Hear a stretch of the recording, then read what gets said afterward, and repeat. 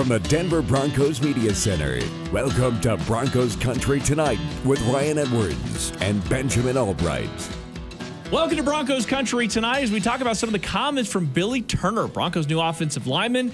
He is now with the Denver Broncos, or back with the Denver Broncos, on a one-year, $5 million contract. And he had some really cool things to say in his press conference with the media. I wanted to kind of gloss over a few things, but the first thing that jumps out right away, all the guys have been asked, did you choose this team because of Russell Wilson? It's a very easy thing to say. Well, of course, you want to play with Russell Wilson. Billy Turner here, very clear, wanted to play for Nathaniel Hackett. Yeah, I think that was obviously the relationship there for the last couple of years up there in Green Bay, and I think that was the big selling point for him.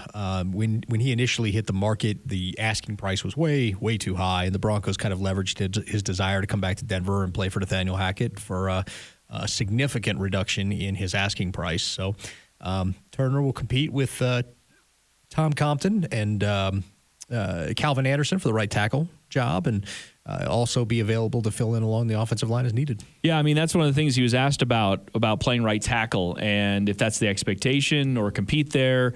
He said, listen, I'm kind of just here wherever they need me. Mm-hmm. And, I mean, he really is a guy that can play every single offensive line position except for center. Yeah, he went to college, North Dakota State, and, was there with Carson Wentz and all that kind of stuff, and so he's a guy that's used to having to fill in and be, wherever he needed to be to make the maximum use of his talents. He's played guard, he's played tackle, and I think that, like I said, I really think it's going to be between him and Calvin Anderson for the right tackle job. Yeah, I liked the way he talked about Nathaniel Hackett and the way he talked about that relationship and how important it is to connect with your head coach in more ways than just football. And I think sometimes that gets not talked about very much. We talk about finding common ground or getting that camaraderie, all those kinds of things. But in the end, yeah, I mean, on a human-to-human level, there's an importance there because what happens when you get onto the field is you need something extra sometimes to play for when you're exhausted, when your body hurts, when everything is going down.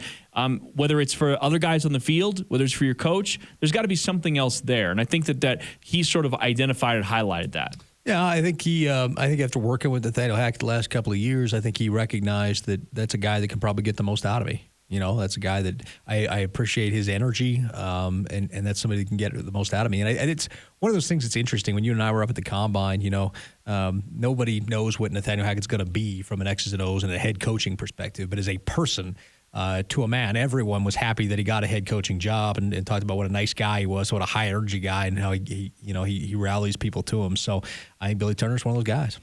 Yeah, I really loved his part. He was asked about a playoff berth and all those kinds of things. He was also asked about Russell Wilson several times. But there was a cool moment where he talked about it. I think all players kind of have this mentality because, again, we've talked about how you feel like you're the best at your position, the best at what you do.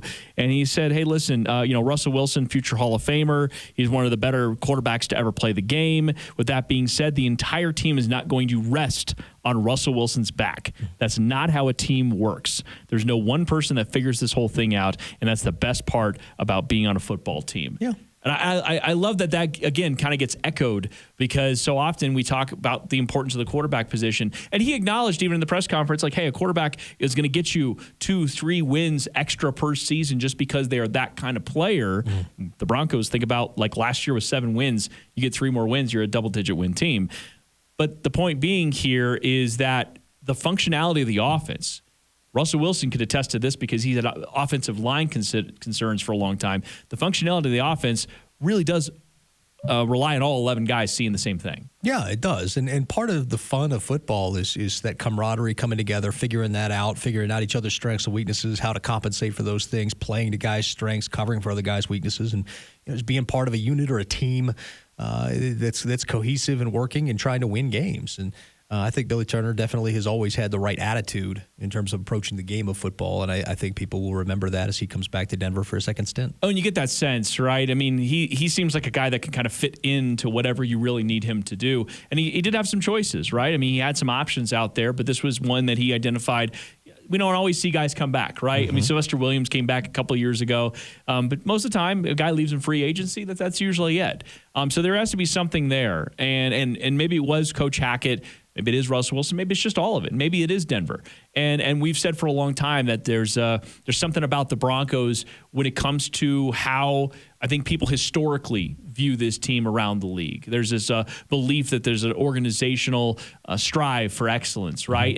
And yeah, I say some people might think they've lost their way a little bit, but that still resonates with many. Yeah, I think so. I think that there's a reputation that the Broncos have. I think they're trying to build a culture back to match that reputation, but there's a reputation of Denver being a winning franchise, and I think people want to be a part of that or want to come back and be a part of that.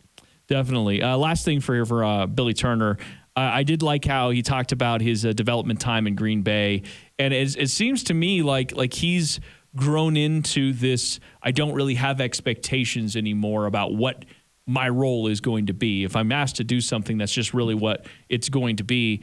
And I kind of found that refreshing. I think sometimes in many walks of life, but especially when you're in football, I think that you come into this league with this high expectation of what you are and what you should be.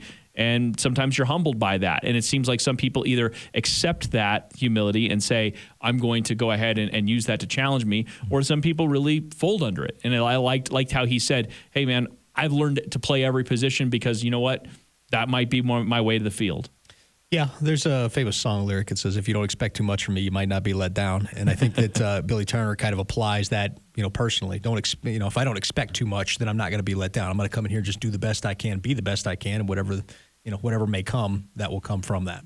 All right, last thing I want to get to here on this show is the Randy Gregory news about the arthroscopic surgery he's going to have on his shoulder.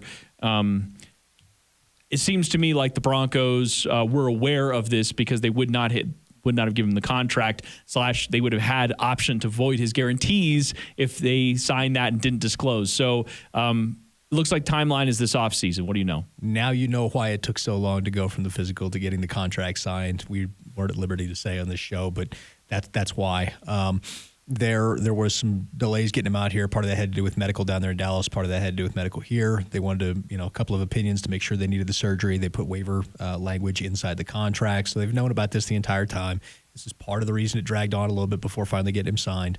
But he's expected to be good to go by the start of camp and everything. So he'll be good. Does this change any kind of view for you with the Broncos draft pick there at number 64, or what they might be trying to do? No, I still think they're going to be after tackles and edge rushers and and corners. So it doesn't change that necessarily. I think like a heavier emphasis on edge. No, I think they're going to have the emphasis on that either way, and I don't think that this changes anything for me.